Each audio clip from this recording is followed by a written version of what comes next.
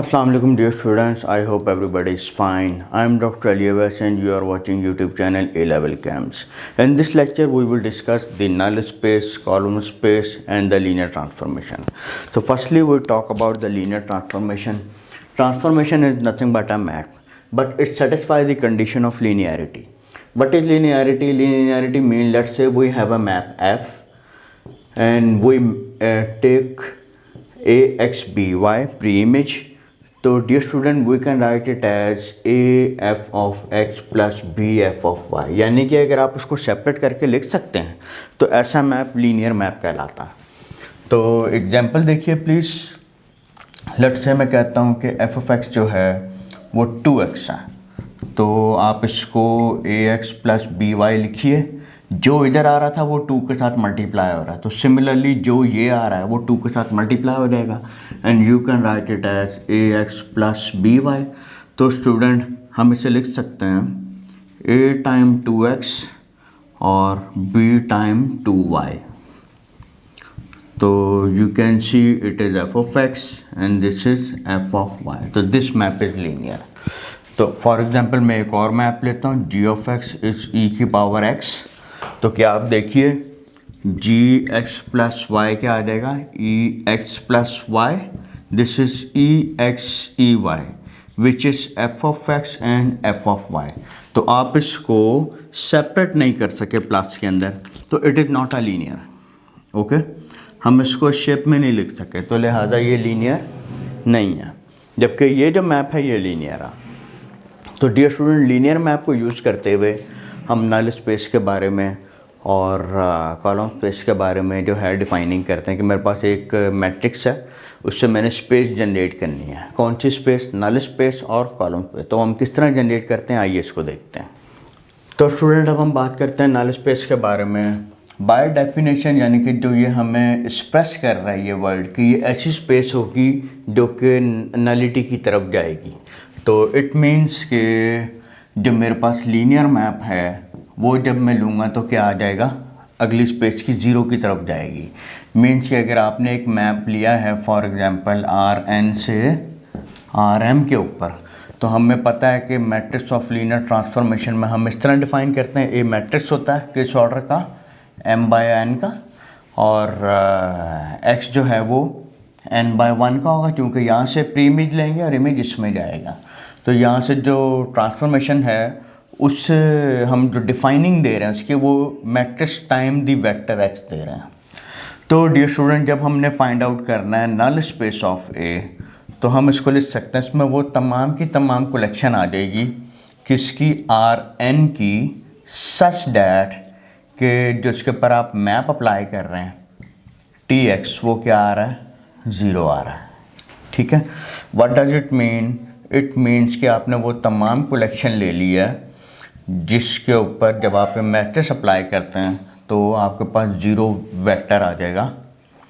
ठीक है, तो डियर स्टूडेंट अगर आप ये देखिए तो ये जो मेरे पास सिस्टम है ना, ये जो इक्वेशन है A X equal to B, ये मेरे पास एक linear system of linear equation है होमोजीनियस का, जिसके राइट साइड पे बी आ रहा है। तो this is your A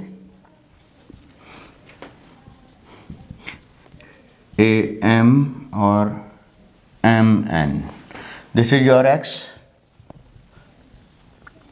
is equal to 0। ये आपके पास सिस्टम आ रहा है, मीन्स के you are going to find all those x which map on 0। तो इसकी एक एग्जाम्पल करते हैं। तो ओके, अच्छा, यहाँ पर एक इम्पॉर्टेंट बात कि जब मुझे नल स्पेस फाइंड आउट करनी है, मेरे पास लेट्स से मैट्रिक्स गिवन है, कोई भी एक मैट्रिक्स गिवन है एम बाय एन का, और मैं इंटरेस्टेड हूँ इसकी नल स्पेस कैलकुलेट करने के लिए। तो डियर स्टूडेंट, हम क्या करेंगे, इसके ऊपर फाइंड आउट करने के लिए आप क्या अप्लाई करेंगे, रो ऑपरेशन अप्लाई करेंगे।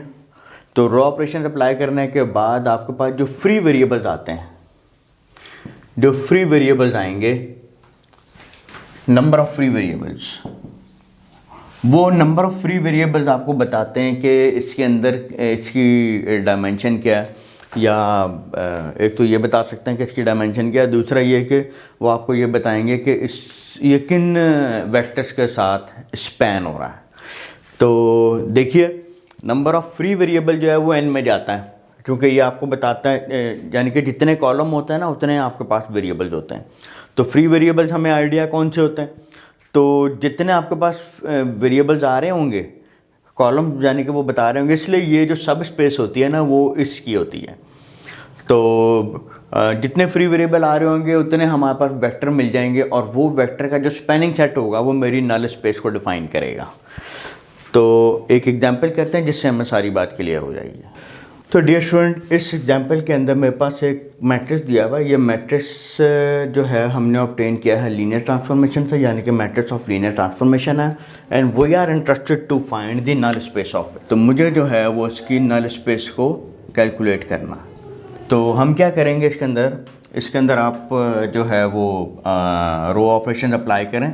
तो आप देखिए, आप इधर यहाँ पे 1 है तो इधर भी 0 बना सकते हैं और नीचे भी 0 बना सकते हैं। तो उसके लिए हमें लिखना चाहिए कि R1 3 टाइम R2, और सेकेंडली आप इसको -2 से मल्टीप्लाई करके इसमें ऐड कर दीजिए, तो R3 -2 टाइम R2। तो स्टूडेंट आप यहाँ से लिख सकते हैं, ओके देखिए चेंज R1 और R3 में आ रहा, R2 एडिटेड है, तो R3 को आप पहले लिख लें।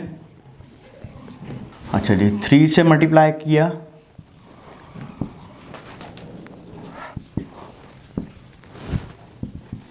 और सिमिलरली -2 से मल्टीप्लाई करके इसमें ऐड करें।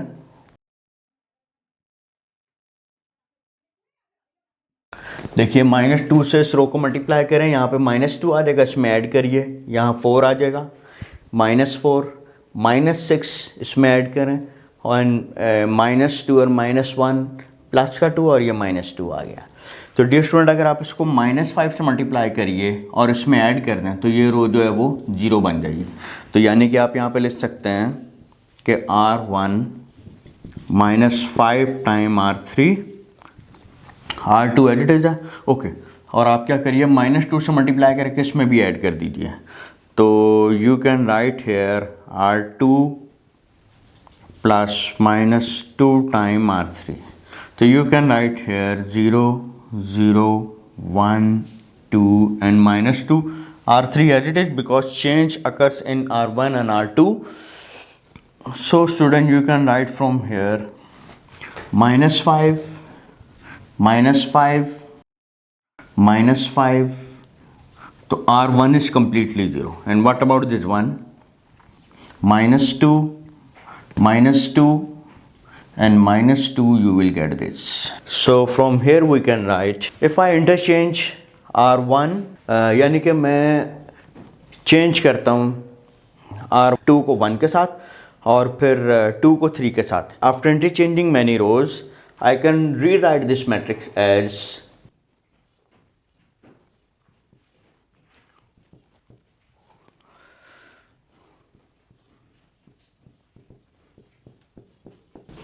लें जी, यहाँ तक आप आ गए। तो डियर स्टूडेंट, अगर आपके जहन में हो तो जो आपका टारगेट है वो ये था कि आपने लिखना है AX = 0। तो यहाँ से जो हमने बात की थी वो हमने कहा था कि जितने फ्री वेरिएबल्स आ रहे हैं ना उतने हमारे पास वेक्टर्स मिल जाएंगे जो उसको स्पैन करेंगे, नल स्पेस को स्पैन करेंगे। तो डियर स्टूडेंट, यहाँ से आप देखिए, you can right from here X1 2X2 X4 X5, secondly X3 2X4 and 2X5 is 0. So हम यहाँ से राइट डाउन कर सकते हैं X1 X2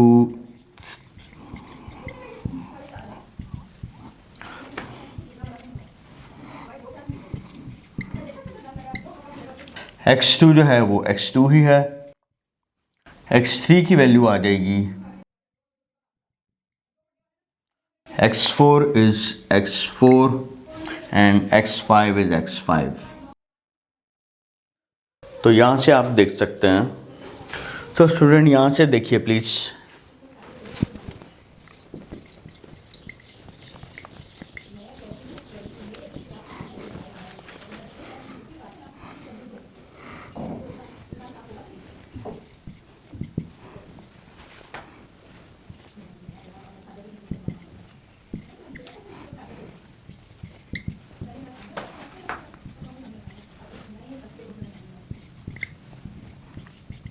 सो स्टूडेंट, जो हमारे पास वेरिएबल्स हैं x1 2 x5 वो इस फॉर्म में आ रहे थे, तो मैंने इसको जो है x2 वेरिएबल और x4 और 5 सेपरेटली करके मेंशन किया, where x2 4 and 5 are any real. तो यहाँ पे मेरे पास 3 इंडिपेंडेंट वेरिएबल्स हैं, मीन्स के x2 4 5 को आप इन्फाइनाइटली मैंने वैल्यूज दे सकते हैं, means you can choose whatever you want to choose between minus two positive infinity. So dear student, let's say आप x4 और x5 को 0 कीजिए और x2 की वैल्यू माइनस से लेके पॉजिटिव इन्फिनिटी तक कोई भी ले लीजिए, तो आपके पास इन्फाइनाइटली मेन्यू जनरेट हो रही है। इसी तरह इन दोनों को 0 करके इसको और इन दोनों को 0 करके इसकी value can be any real number, और इसके अलावा बहुत से लीनियर कॉम्बिनेशन जो है हम बना सकते हैं।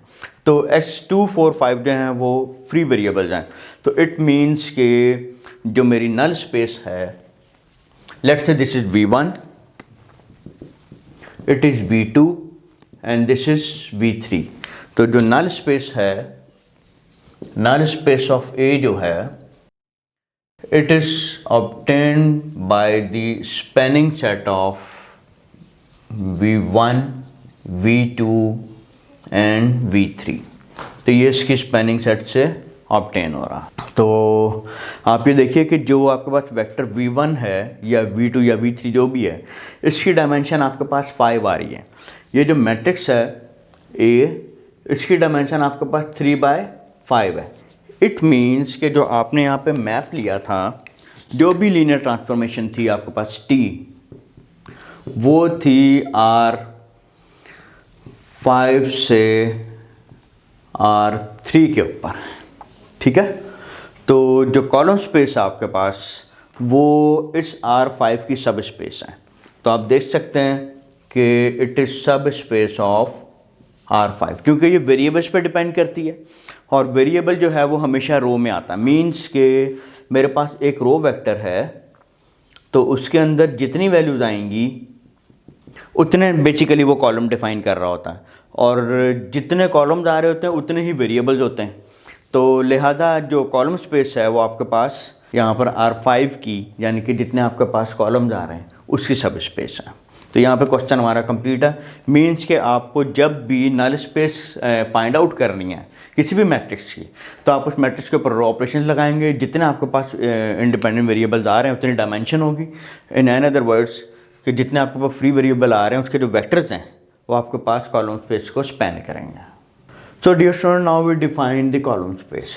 सो column space of the matrix A is defined as those be such that the linear transformation is nothing but B। यानी कि जो आपके पास लीनियर ट्रांसफॉर्मेशन थी Rn से Rm पे, तो जब आप x जो है वो Rn से लेते हैं तो Ax पे अप्लाई करते हैं and you will gate B। यानी कि नल स्पेस के अंदर आप system of linear equation homogeneous जो है, homogeneous system of linear equation उसे सॉल्व करते हैं और इसके अंदर नॉन होमोजीनियस को सॉल्व करते हैं। तो डियर स्टूडेंट, एक बात ये ध्यान में रखिए कि यहाँ पे जो आपके पास B आ रहा है वो वेक्टर है m/1 का, क्योंकि आप जो अपना सिस्टम लिखते हैं Ax = B, उसके अंदर this is m/n, n/1 and the resultant is m/1 ना। तो इट मीन्स कि आपके पास जो मैट्रिक्स B आ रहा है वो Rm से आ रहा है, ठीक है, यानी कि इमेज स्पेस से आ रहा है। तो it means we can write here the column space of A is obtained by spanning the columns A1 and so on An। So dear student, आपको याद होगा ये जो आप अपना सिस्टम लिखते हैं इसके अंदर A को आप लिख सकते हैं A1 और An, means A1 coefficient of x का जो कॉलम है, A2 कोफिशिएंट ऑफ x2 का जो कॉलम है, and similarly An coefficient of xn का जो कॉलम है। इसके ऊपर आप रो ऑपरेशन अप्लाई करेंगे एंड सिमिलरली जो स्पैनिंग सेट के जो हमने टर्मिनोलॉजी अंडरस्टैंड कर रखी है उसी के कॉरस्पॉन्ड आपकी जो स्पेस स्पैन होगी वो कॉलम स्पेस कहलाएगी। तो आइए इसकी एक एग्जाम्पल की तरफ चलते हैं। सो स्टूडेंट, इस एग्जाम्पल के अंदर हम दोनों चीज़ें फाइंड आउट करते हैं, नल स्पेस ऑफ A भी कैलकुलेट करते हैं और कॉलम स्पेस ऑफ ए बी कैलकुलेट करते हैं। तो उसके कैलकुलेट करने का तरीकाकार देखते हैं। तो अगर आप गौर करिए तो R2 में अगर R1 को ऐड करें यू विल गेट 0, और R3 में अगर आप R1 को माइनस करते हैं तो इधर आपके पास पिवट एलिमेंट 1 आ जाएगा। तो यानी कि आप लिख सकते हैं R2 plus R1, and secondly आप लिख सकते हैं R3 minus R1। So 2 4 minus 2 1 because there is no change in R1, 0 minus 1 5 and 4। इसे आपने ऐड किया और उसको उसके अंदर सब्ट्रैक्ट कर रहे हैं, यू विल गेट 1 3 माइनस 6। इसको माइनस करें और उसमें ऐड कर दें तो you will get minus 6 and you will get here 5।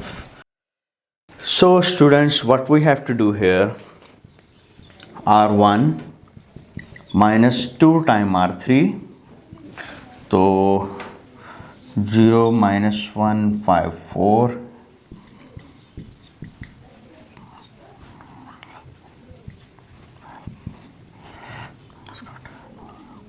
तो डियर स्टूडेंट ये आ रहा है आपके पास।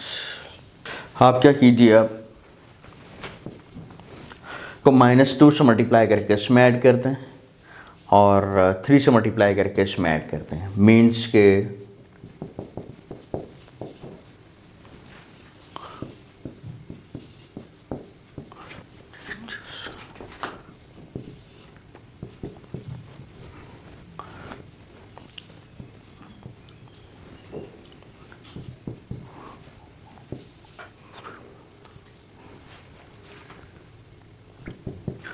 तो डियर स्टूडेंट हम यहाँ पर स्टैंड करते हैं। इसको रीराइट करिए, after interchanging rows you will gate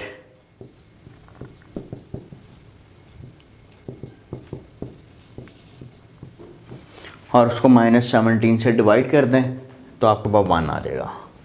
अगर आप फर्दर सिंप्लीफाई करते हैं तो इधर भी 0 आ जाएगा और इधर भी 0 आ जाएगा। तो इट मीन्स कि अगर हम इसकी कॉलम स्पेस डिफ़ाइन करें तो कॉलम स्पेस डिफ़ाइन करने का तरीकाकार क्या होगा कि आप ये देखिए इसमें पिवट कॉलम्स कौन कौन से आ रहे हैं। मीन्स के वो कॉलम जिनका फर्स्ट एलिमेंट जो है वो नॉन ज़ीरो आ रहा है। तो एक ये कॉलम आ गया, इसका फर्स्ट एलिमेंट नॉन ज़ीरो आ रहा है। दूसरा ये कॉलम आ रहा है, इसका फर्स्ट एलिमेंट जो है वो नॉन ज़ीरो है। और उसके बाद ये जो आपके पास थर्ड कॉलम है, इसका जो पिवट एलिमेंट है वो भी नॉन ज़ीरो है। तो यहाँ पर आप लिख सकते हैं कि जो कॉलम स्पेस है it is span by what will be your first column 2 -2 and 3. What is your second column 4 -5 7, and that will be your fourth column। क्योंकि यहाँ पे आपके पास 0 आ रहा है तो मीन्स फोर्थ कॉलम जो है वो आपका, तो फोर्थ कॉलम इधर है 136। तो column space is span by these 3 column. तो you can see that it is subspace of, okay यहाँ पे ऑर्डर देखिए, इसका ऑर्डर क्या है 3/4 है। तो जो कॉलम स्पेस है वो R3 की सब स्पेस आ रही है, क्योंकि इसके अंदर देखिए 3 एलिमेंट्स आ रहे हैं एक कॉलम के अंदर, तो ये R3 की सब स्पेस है। अब हम देखते हैं नल स्पेस की तरफ। तो स्टूडेंट अगर हम नल स्पेस की तरफ जाते हैं, नल स्पेस को डिटरमिन करते हैं, तो हमें पता है कि होमोजेनियस सिस्टम का सोल्यूशन है। तो यहाँ से राइट डाउन करिए x4 is 0 by backward substitution, x4 is 0। what about means x2 is 5x3,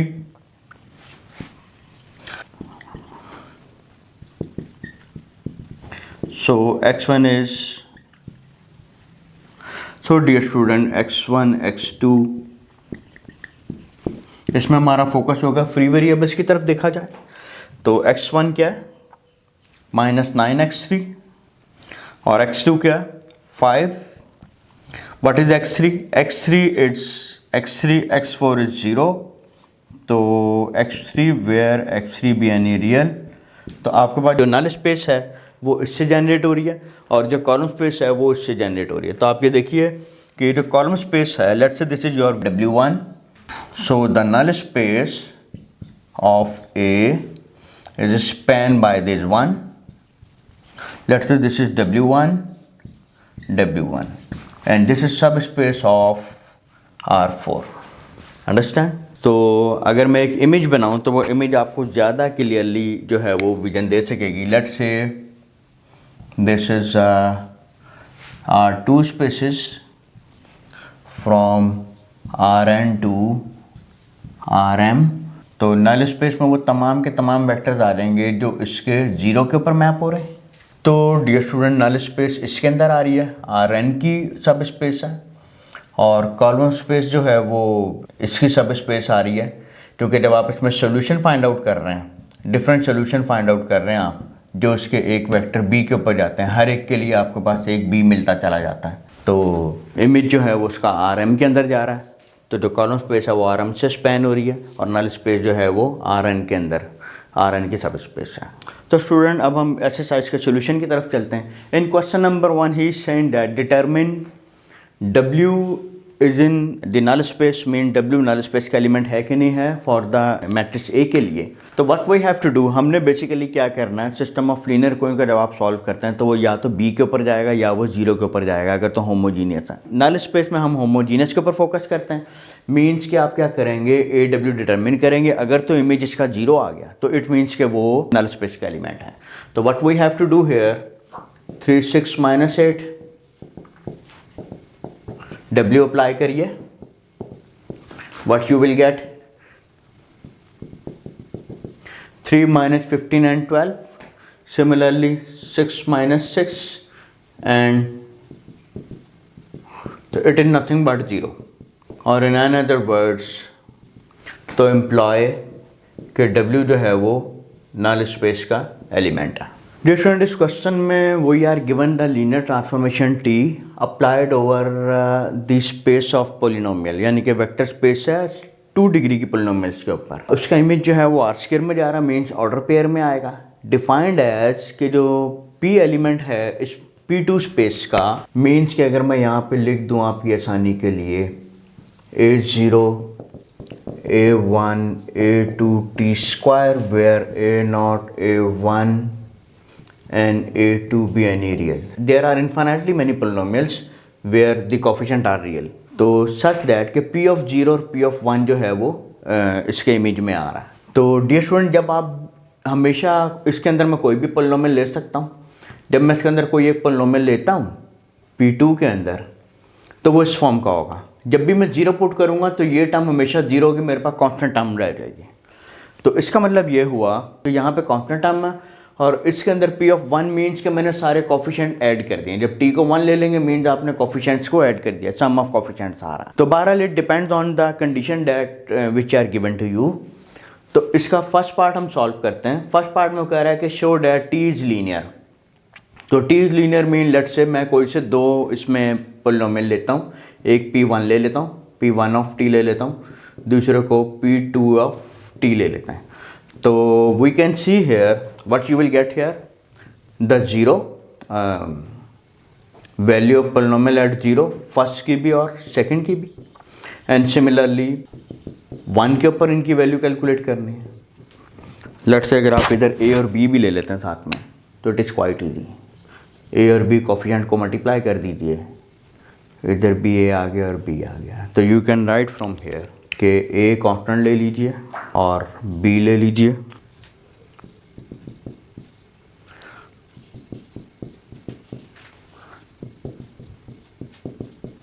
It is nothing but A times T of P1 and B times P2. T is linear.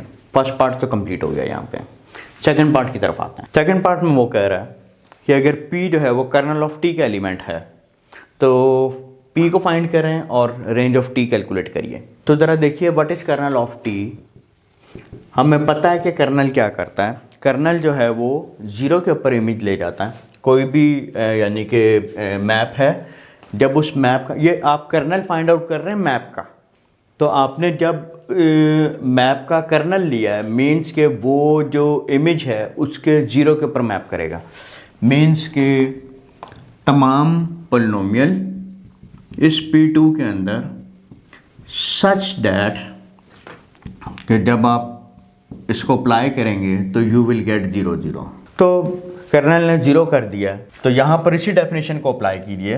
What you will get here कि what is T of P2 means P of 0 and 1, और इसका image क्या हो रहा है, 0 हो रहा है। तो मुझे कर्नल फाइंड आउट करना, तो P ऑफ 0 क्या आ जाएगा।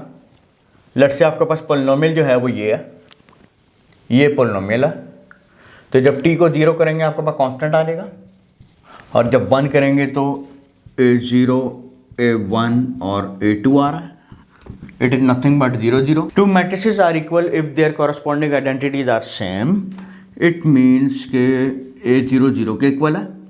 तो जो सेकंड रो है आपके पास, इट इम्प्लाई, क्योंकि ये तो 0 है तो इट मीन्स के a1 equal to minus a2, और in other words a2 is equal to minus time a1, कुछ भी लिख सकता है। तो डियर स्टूडेंट देखिए, कर्नल ऑफ t, उसमें कौन से एलिमेंट्स आ गए, वो वाले पोलिनोमियल्स आ गए सच दैट कि t ऑफ P2 जो है एक तो 0 है, a not is 0 and a1t minus a1t square, क्योंकि a2 आ रहा था, a2 की वैल्यू क्या है माइनस a1, तो आपने इसको माइनस a1 टाइम लिख दिया। इन other words you can right a1 0t minus t square. This is your kernel. So now what is our next step? We have to find the polynomial p and the range. तो student ज़रा देखिए please, जो हमारा polynomial था वो इस form का है,